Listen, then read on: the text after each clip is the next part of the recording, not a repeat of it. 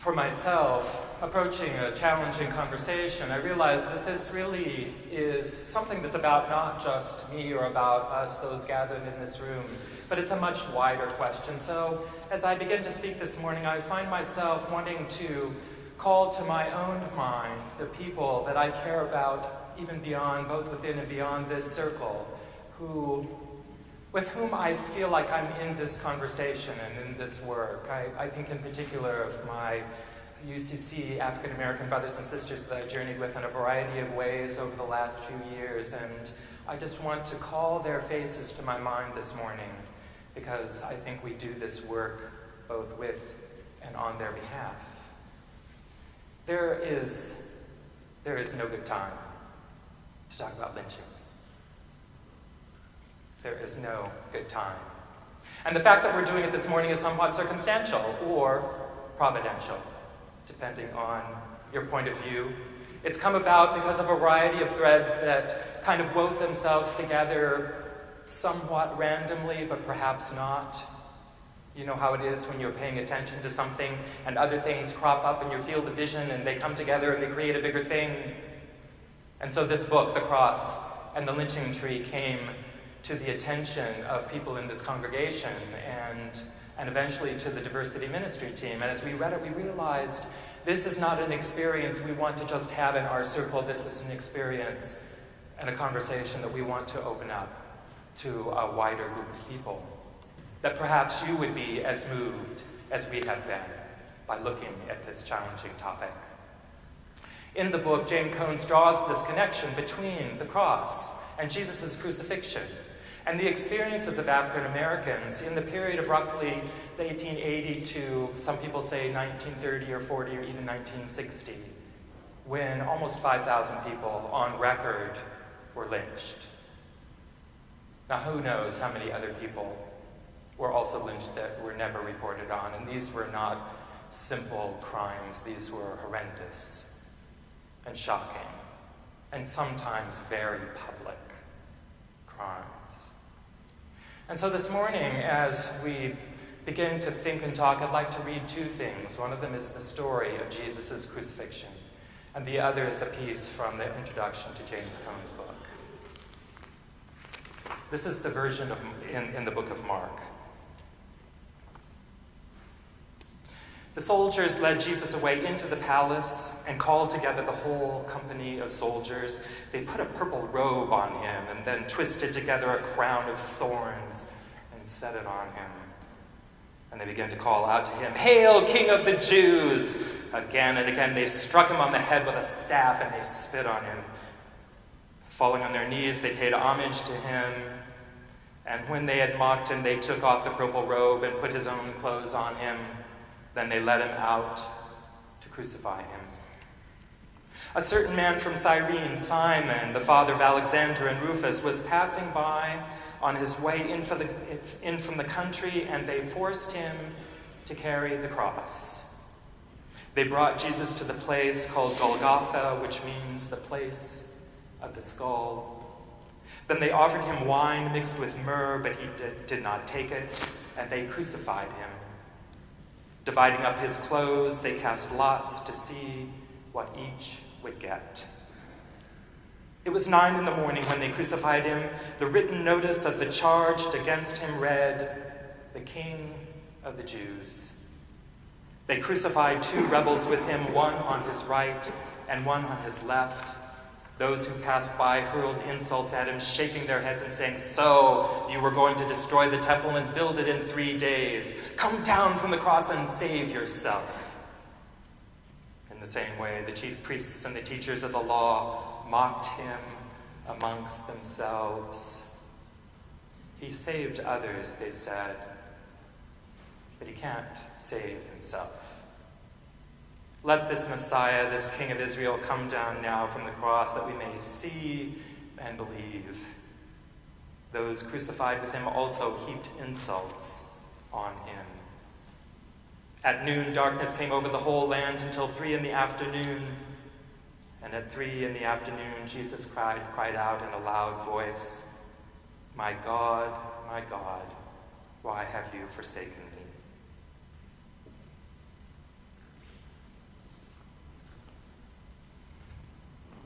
And this from the introduction of Cone's book. The cross and the lynching tree are separated by nearly 2,000 years. One is the universal symbol of Christian faith. The other is the quintessential symbol of black oppression in America. Though both are symbols of death, one represents a message of hope and salvation, while the other signifies the negation of that message by white supremacy. Despite the obvious similarities between Jesus' death on a cross and the death of thousands of black men and women strung up to die on a lamppost or a tree, relatively few people, apart from black poets, novelists, and other reality-seeing artists, have explored symbolic connections. Yet I believe this is a challenge we must face.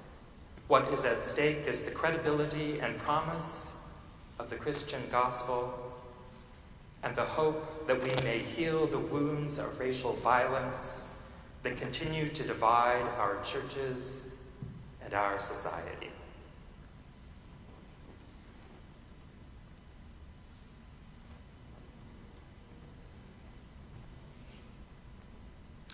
The facts in this story are relatively straightforward in some ways. A large number of African American people were killed by crowds or groups without any sort of due process or anything, without any sense of justice, and sometimes as the result of doing some of the smallest things that other people took slight with.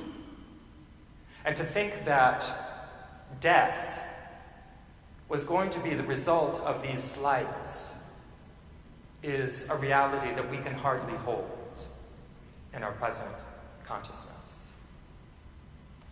And yet, it is a reality, and it's not just a past reality. In ways, this chapter in the story of this country reverberates even today. I would doubt that there are any people in this congregation who would take any issue whatsoever with the idea that this was a horrendous and shocking thing that happened. But I can imagine some other questions that would come up because they've come up in the conversations that we've had, even as we've looked at this book. Well, isn't that of a time past and somewhat distant, both in the sense of kind of culture and geography and a lot of things? We feel a bit removed, and that has its truth to it. It feels like something of the past. And how do we deal with an injustice that we may not be sure is directly our responsibility? Is this something that I did? Or is this something that they did?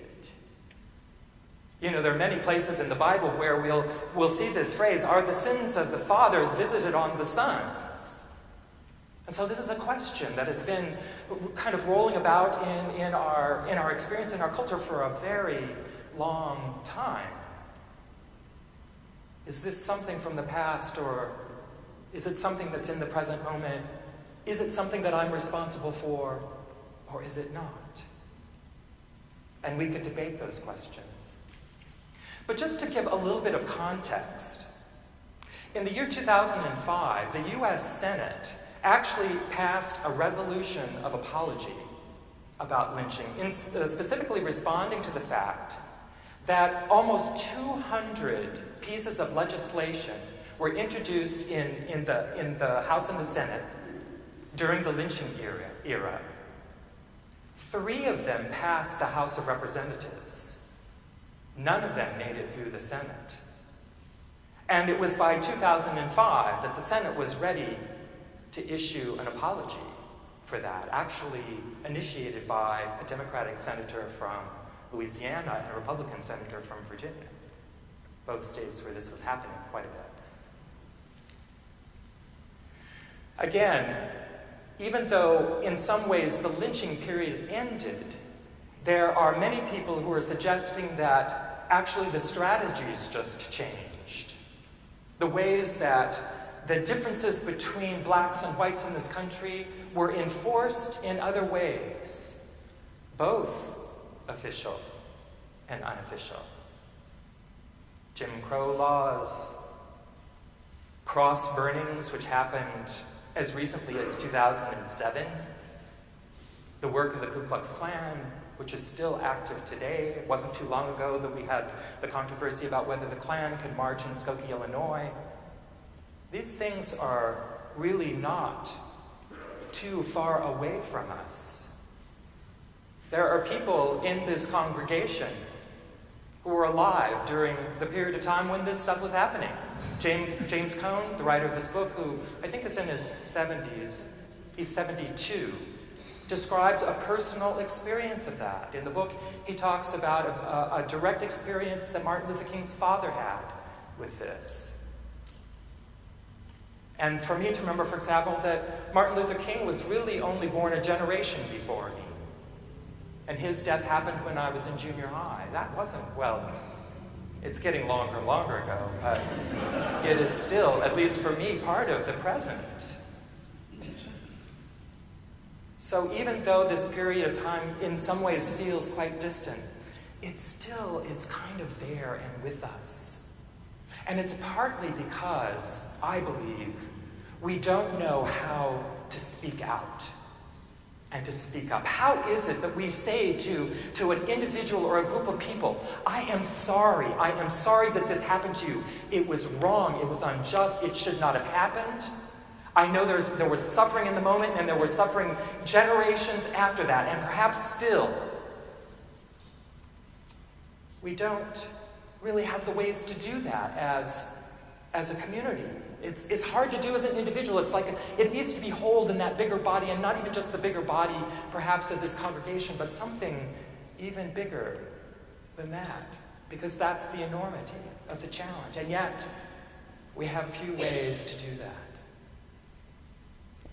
But we are taught in our tradition about lament.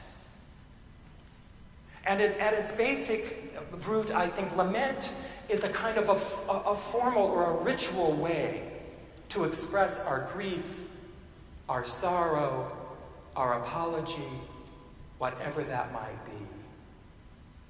It gives us a kind of a framework, a way to see, yes, I can say, despite any of my questions about my own personal responsibility, I can say, this was wrong. If we don't speak up, what assumptions will be made? If we don't speak up, if we're not explicit about this, if we're not direct, if we don't say it out loud, if we don't say it beyond our walls, what assumptions will others make about our stance? How would they know? And in these places where great injustice has been done, the voice of justice needs to be raised. Now, one of the things I've learned, and it's been kind of a hard lesson to learn over time, is that there are certain justices, and I think I've probably said this to you before, there are certain justices that cannot be changed. We cannot undo the past. We cannot right this particular wrong. And yet, right alongside that injustice, we can start to gather up, to pile up other acts of justice to bring balance to that. And I think in many ways we've been doing this. People amongst us and people beyond our walls have been making steps for years and years to create a place where justice and equality are lifted up and proclaimed and written into laws. And that process alone helps to balance out the injustice of this event. So for us to be able to say, this is something that was wrong, to say that out loud, to say that explicitly, is, even if it seems insufficient, it is an act of justice making. And in this world, I don't think there can be too many acts of justice making. Now, when I think about Jesus' crucifixion, I realized as I've been thinking about this that I think of it as kind of an isolated event. Even though Jesus was crucified next to two other people, I had to kind of remind myself, crucifixion was something that was happening a lot. I remember, and I don't, someone can correct me if I'm wrong, but I have this vague memory of the movie Spartacus. And there was a scene where there was this long road and just rows of crosses. And that was probably the reality of that time, that this was a way of oppressing people. It was a way of making them very, very afraid. And this is the power of that act. That it not only affects the people who are directly involved, but it scares a whole bunch of other people. That's the effect of terrorism. We should understand that in our current time. Because we're experiencing that ourselves. We're afraid because of these things that have happened. Sam Keen, a writer and philosopher some of you might know, talks about how one of the things about terrorism, it's not just invokes fear, it invokes anxiety. And the difference that I think that he draws between those two is that fear, the source of fear, the source of fear. The example he uses of a dangerous dog, an angry dog. So we know what we're afraid of. Anxiety is when we're afraid of something and we're not quite sure. There's that element to it. And that is the power of terrorism. That is the power of terrorism that was used during the lynching period. It's the power of terrorism being used in our world today. It makes people afraid. It makes people anxious. And what's the antidote for that? It seems like there's only one thing, which is our faith, our deep, trusting faith in a God who loves us. How else do we conquer fear? Except by relying on God, relying on each other. We can't go this alone. It seems to me that the experience that Jesus had of dying and then coming back to life breaks open time. It was like Jesus' life knew no end. And I think one of the things that calls us to do is see that we are not separate in time from these past injustices. In many ways, we're right in it.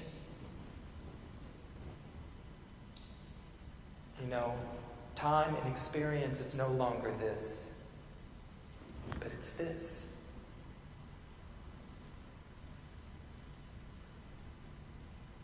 We are one with the Christ who hung on the cross. He is our brother. We are one with each and every one of those women and men and even children who were strung up on a tree or a lamppost. It was like it happened yesterday, or now, or tomorrow. And how do we hold that? We hold on to each other. We lament. We drop to our knees in contrition and an understanding of a bigger responsibility. We sing out loudly about justice, about hammers and bells, and the love between our brothers and our sisters all over the world. Amen.